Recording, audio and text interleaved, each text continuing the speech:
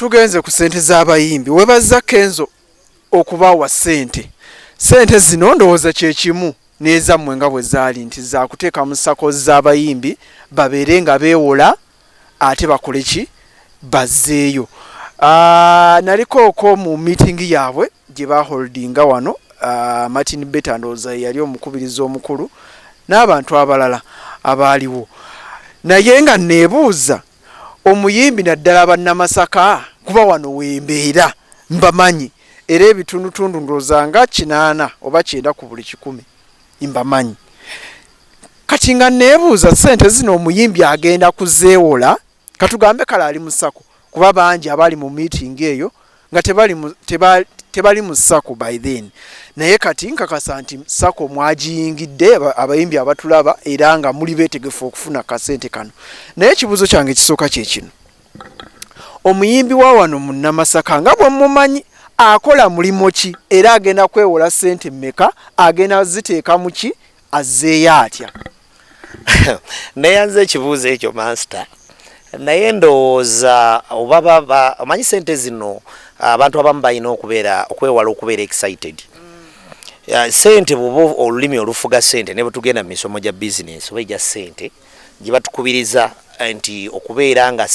looni lw'ogifuna lwefa etya nti lwofunye looni nga tomanyi kyogenda kukozesa sente ezo kiviirako looni eyo okufa. So nkubiriza abayimbi abagenze nti sente zagenzeyo mu sako baleke kufunayo sente kuyitako mu maduuka kugula ku ngoye,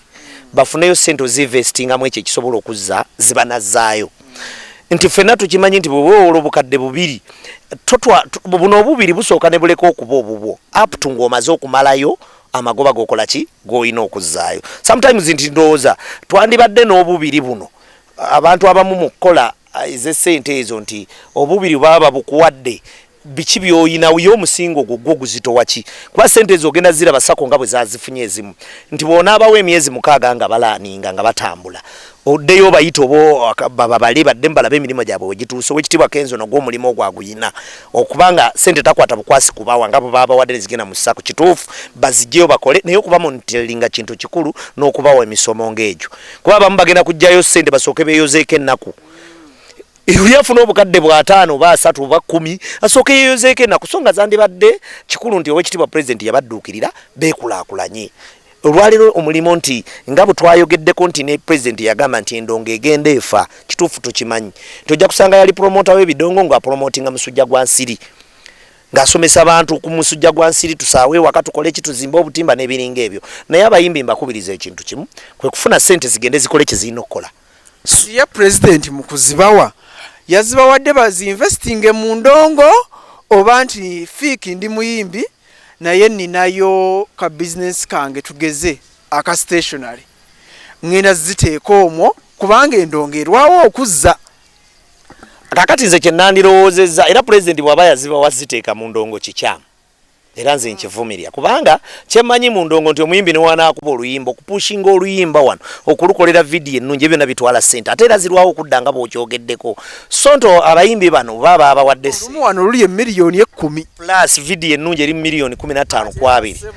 So kakati ekyandibadde awo nti sente zino balina okubayo ne bushayidi dish obulimu obutonotono obuli eyo buba investinga mbubakwasizeeko zajjeeri za investinga mu ndongo naye ng'ate si kukwata zino zi investinga mu ndongo. Ojja kwekanga abantu bangi nnyo bakola ennyimba 10 ne ziremerayo okuyitinga n'ajja akola oluyimba wayiseeyo n'emyaka 8 ate lwo ne lumusitula. So kiri kitya nti tugende mpola nga bakukuyetingawo emirimu bayiga okukola emirimu emirala nti unless ezo omuyimbi olwadde emimiro gyekutta okumala emyezi 6 togenda kusurvivinga olina akalimo ke wa creatinga okosobola okujjamu akasente. Nze nganze bwe nandirowooza nti kyekyandibadde ekirungi.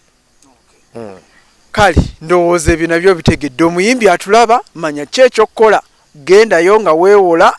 ate omanye nti olina okukola ki olina okuzza sente mugenda zitwala mugaana okuzizza babasibe ate tetulina gagenda bakyalira mu kkomera n'olwekyo banga okimanyi nti sente nzijjeeyo ninawe ngendo ziteeka ate nkole ki mbeere nga nzizza no bakubiriza okuwandiika nakyo kikulu. Abayimbi baffe wano oba oli awo kale ebitabo nkimanyi biyinza okuba nga bitono naye nga eweetaagisizza looya alisti banaye oba tosobola ku affordinga looya bba n'omuntu asomyeko nga ebintu bino togenda kusayininga busayininzi byotategedde ekipapula bakikusomeremu bakikuvuunulire otegeere biki byokola ki byosayininga ekyo kituufu master kyogezaako okubagamba nti neokupapa ennyo okugjayo sente nga tomanyi ki kyogenda zikozesa kyabulabe eri bannaffe abayimbi mbabuulira sente zireke zijja kutwaza ettaka lya maama kubanga nalabako ekitibwa Eddie Kenzo nga mukambwe agamba teri agenda twala sente za muyimbi aziri ayineine kitegeeza bigenda kubaamu okubasiba so n'olw'ensonga eyo mbakubiriza mugjeyo sente ng'olaba omulimu gw'ogenda ozinvestingamu ogumaze n'ogukolako save omanyi entambula yaago gye gunaatambula. Bano mulimu ba producer ne ba writer oba bayimbi bokka bokka. Ndowooza omulimu gwabwe ng'oggyeko ono agenda batekwa kubaamu kubanga oluyimba lukolebwa abantu nga basatu batekwa kubaamu mutekwa okubaako video director kutekwa okubaayo producer watekwa okubaayo eri emabega asobola okuwandiikira ono ajje ku muzindaalo so ndowooza bali mu kategole nga 3 ku 4 naye ekikulu mu byonna geemu yaabwe nga bateroga nti ffenna geemu sente tuleke kufuna geemu sente ng'ate tufuna miranga. So no wekitibwa president ajja kugwamu amaanyi bw'anaalabako nga ata awadde abayimasaka baziridde abeeruweero baziridde kizibu okuddayo n'okubirayo omulanga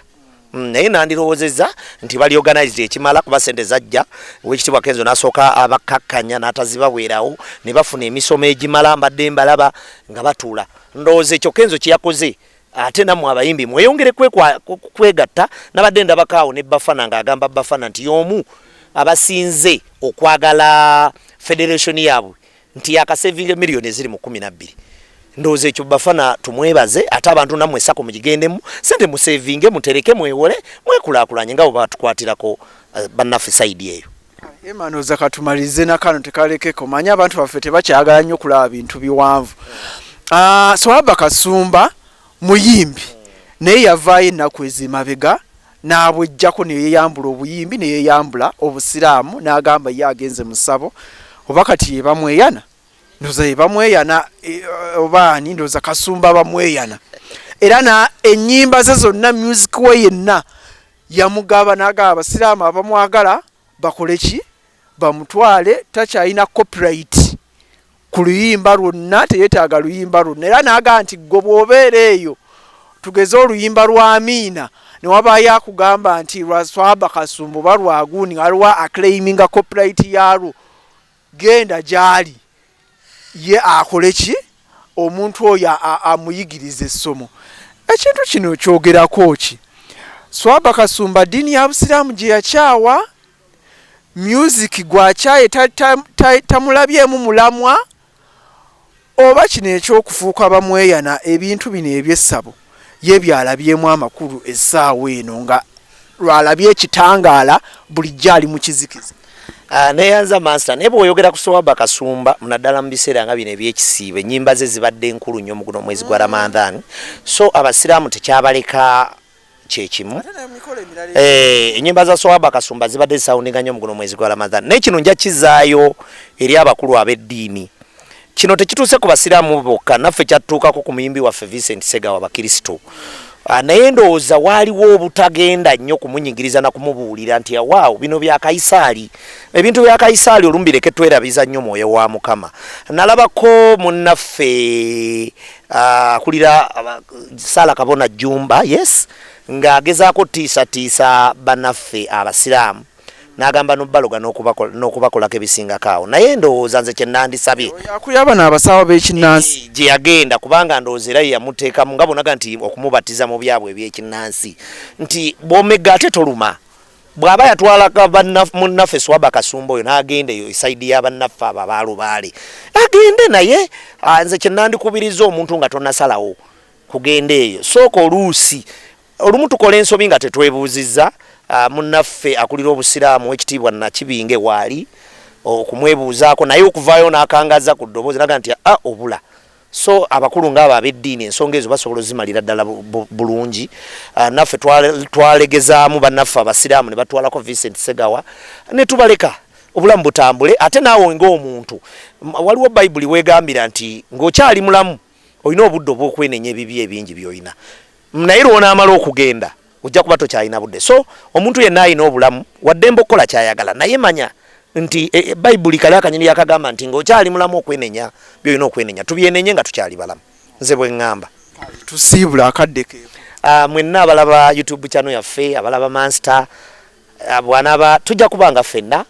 ate nammwe twagala okuba mulaba subscribing tube nga tumulaba tumugoberera tumufollowinga ate Masaka ewaffe.